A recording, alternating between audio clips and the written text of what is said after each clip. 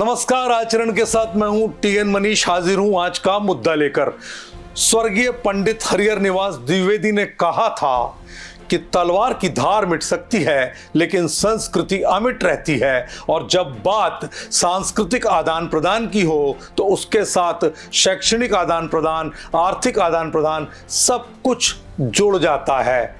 आज के वीडियो में बात स्कॉटलैंड और भारत के बीच के संबंधों की। दरअसल भारत स्कॉटलैंड आर्थिक और शैक्षणिक समझौतों की अगर पृष्ठभूमि को मैं समझाऊं तो आपको बताते हैं कि भारत और स्कॉटलैंड के बीच संबंध ऐतिहासिक रूप से हमेशा से मजबूत रहे हैं। दोनों देशों ने शिक्षा, विज्ञान, प्रौद्योगिकी और व्यापार के क्षेत्र में सहयोग को बढ़ावा देने के लिए कई समझौतों पर हस्ताक्षर किए हैं। इन समझौतों का मकसद दोनों देशों के बीच ज्ञान और संसाधन का आदान प्रदान करना है, जिससे आर्थिक और शैक्षिक विकास को प्रोत्साहन मिल सके।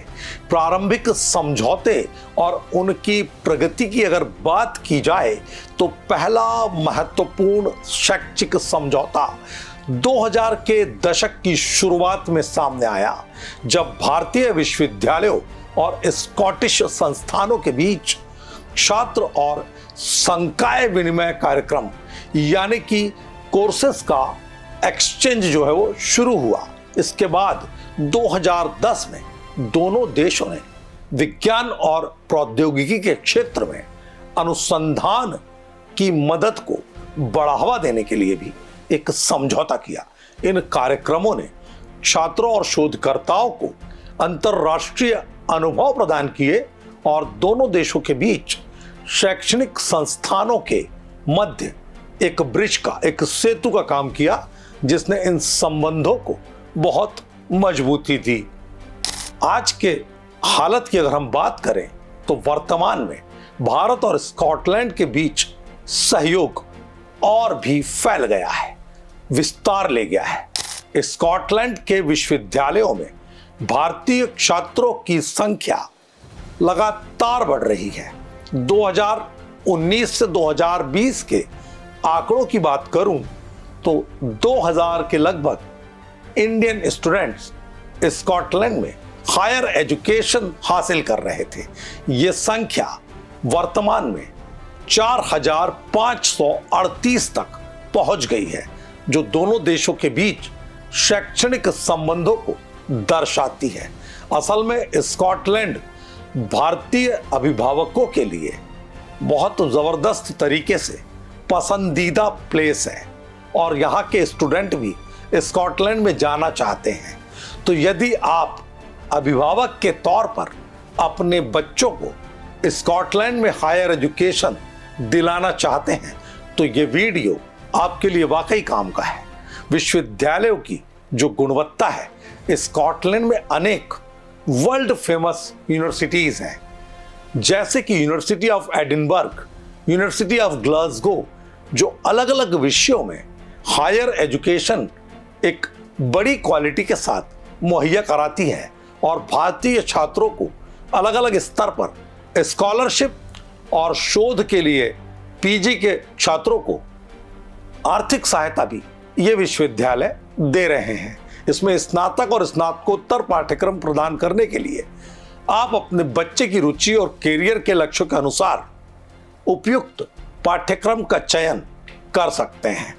अगर हम बात करें दोनों देशों के बीच करार के मुताबिक छात्रवृत्तियों और वित्तीय सहायता की, तो कई संस्थान अंतर्राष्ट्रीय छात्रों के लिए छात्रवृत्तियां प्रदान करते हैं। इनके लिए समय पर आवेदन करना अभिभावक और छात्र के नाते आपकी पहली आवश्यकता है। रहने की व्यवस्था और जीवन यापन का जो खर्च है वो शहर के अनुसार यहाँ पर बदलता है। यदि आप एडिनबर्ग और ग्लासगो जैसे बड़े शहरों में खर्च की बात करेंगे तो यहाँ अधिक लगेगा, जबकि स्कॉटलैंड के छोटे शहरों में ये कम हो सकता है और वहाँ पर भी आप अपने बच्चे को किसी भी अच्छे संस्थान में दाखिला दिला सकते हैं। जहां तक बात यहाँ की संस्कृति और वातावरण की है तो स्कॉटलैंड की जो संस्कृति है वो समृद्ध है और वो सभी का स्वागत करती है। यहाँ पर अंतर्राष्ट्रीय छात्रों के लिए जो वातावरण है वो पढ़ाई के साथ साथ उन्हें रहने के माहौल में एडजस्टमेंट कराने का पूरा रास्ता देता है। अगर मैं बात इसकी करूं कि स्कॉटलैंड और भारत के बीच में किस तरह के समझौते अब तक हुए हैं, तो आपको बता दें कि व्यापार और निवेश बढ़ाने के लिए लगातार 2021 में निर्यात जो है जीबीपी 122 मिलियन और आयात जीबीपी 145 मिलियन था। मध्य प्रदेश के लिए संभावनाओं के दरवाजे स्कॉटलैंड खोल रहा है। खास तौर पर अगर हम जीआईएस 2025 के बाद औद्योगिक फोकस की बात करें तो इंदौर के आईटी, फार्मा, रिन्यूएबल एनर्जी के क्षेत्र में स्कॉटलैंड की ताकत से इंदौर मध्य प्रदेश का जो आर्थिक गढ़ है, राजधानी है, वो मेल खा रहा है।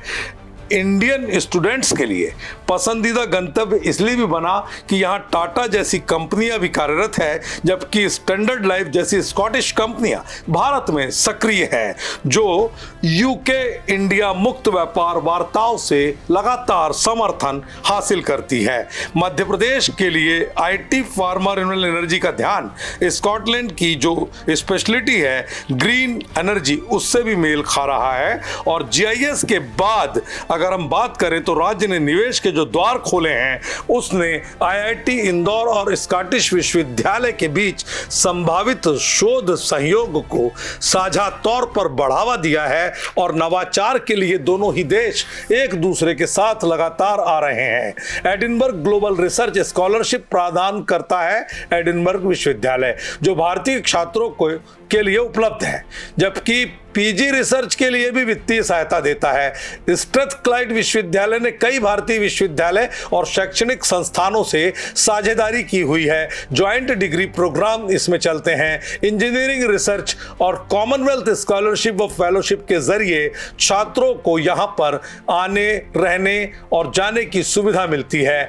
अगर हम कल्चरल एक्सचेंज की बात करें तो दोनों देशों के आपसी रिश्तों को कल्चरल एक्सचेंज भी बढ़ावा दे रहा है। इसके लिए एडिनबर्ग अंतर्राष्ट्रीय महोत्सव एक सेतु का काम करता है, जिसमें लगातार भारतीय कलाकारों को प्रदर्शन का मौका दिया जाता है। जबकि भारत के कोलकाता में जो पुस्तक मेला लगता है, उसमें स्कॉटिश मंडप भी देखे जाते हैं। इस तरह से साहित्यिक व सांस्कृतिक संवाद को एक दूसरे के साथ बढ़ाकर दोनों देश कदम ताल कर रहे हैं। और निष्कर्ष के तौर पर हम ये उम्मीद कर सकते हैं कि इस वीडियो में आपको न केवल भारत स्कॉटलैंड के बीच आर्थिक समझौते की जानकारी मिली होगी, बल्कि आपके दिमाग में चल रही वो बात भी पूरी तरह से तस्वीर की तरह साफ हो जाएगी कि अगर आप अपने बच्चे को स्कॉटलैंड भेजना चाहते हैं तो आपके लिए कौन कौन से शैक्षणिक संस्थान हैं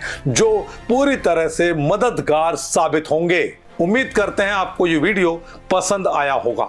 हमें अपनी राय से लाइक, शेयर, कमेंट करके जरूर अवगत कराएं। नमस्कार।